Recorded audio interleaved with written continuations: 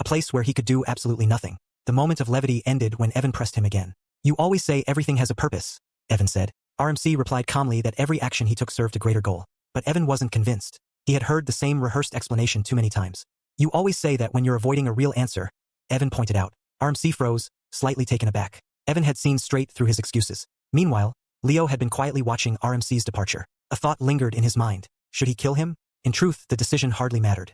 Leo had already planned to poison him eventually. But now that RMC was leaving for the border region, the urgency had faded. Still, a strange, inexplicable urge to eliminate him remained.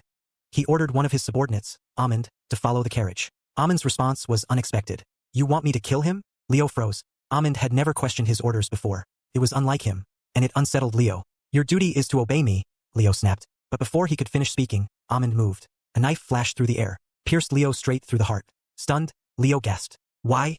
Amand's answer was chillingly casual. "I enjoy the war." The truth was soon revealed. Amand was actually a member of the Blue Moon organization. His real name and true identity remained hidden. Trained under the Blue Moon Creed, his duty was simple: protect their master, RMC the Great Blue Moon. Any threat to him had to be eliminated without hesitation. Amand had been waiting 2 long years for this moment. Leo had finally given the order to kill their lord. Leo tried to argue that his followers would never allow Amand to survive such betrayal. But Amand responded coldly. With Leo dead, the entire Avalon organization would soon disappear from the continent. Looking down at Leo's lifeless body, he added calmly, "If you hadn't tried to assassinate our master, you might have survived a few more months. Maybe even years." Back in the present, RMC was enjoying a blissfully lazy life in Rodmill.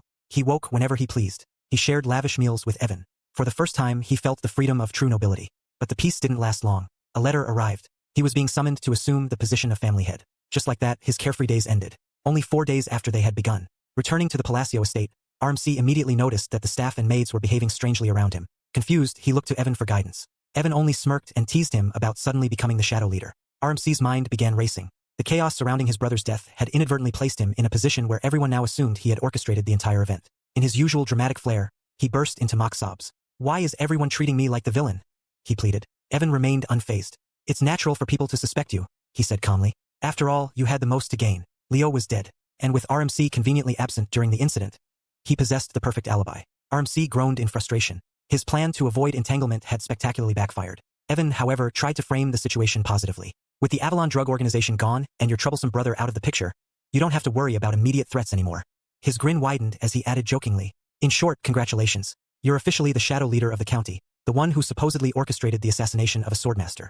RMC could only stare at him, part horrified and part exasperated. Despite Leo's shady reputation, he had still been widely recognized as a swordmaster. RMC leaned back in his chair, contemplating where to even begin. Who could possibly eliminate such a key figure in the underworld with such precision and